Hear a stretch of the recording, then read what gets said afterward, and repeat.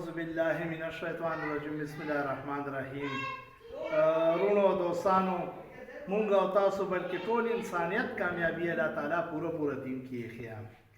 دا نن ویډیو لوړ باره کې کړم چې کوم خلک ورکه زمونږ د پیروخیلم چې کوم د یو وړکی څویم ورځ چې ورک شوی دی حضرت عمر ولد مجاهد کنه پیروخیلو د ګل بادشاه مسای دی او ټولو خلکو ته دا اپیل کړم چې مهرباني وکړئ چې دا کومې ښځې ګرځي او دا شیواله ګرځي او دا چشه سبزیانو بل شي والا کنه مهرباني وکړئ چې په ټول وطن کې چې کوم دی کنه دا بند کړئ.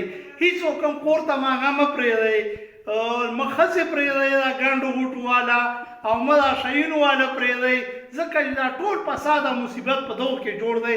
هر سړی په خپل کور باندې نظر وکړئ. اوس بله خبره دا چې نبي علیه السلام حدیث شریف دی چې هر چېرته هم ځئ لکه 2 کسان ځئ. 2 کسانو کې چې کوم دی که نه ډېر برکت دي.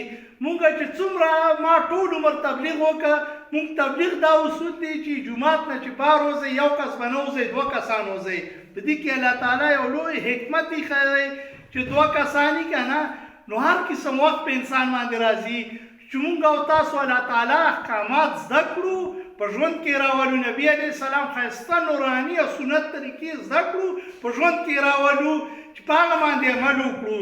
اوس هر سړی چې مونږ کې دین نشته راشئ مسلمانانو ورونو جوماتو له راشئ، 5 وخته په جمع باندې مونځ وکړئ، په تبلیغ کې وخت ولګوئ.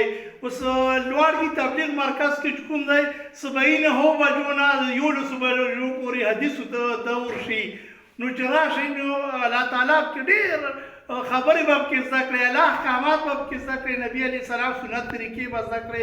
تبلیغ کار د زړه درد دی چې خدای پاکه ټول د نبي علیه السلام امت جنت ته بوځي. دا مسلماني به پکې ساتئ چې یا الله ټول مسلمانان مو معاف کړي او خدای ټول مسلمانان جنت ته بوځي. والسلام.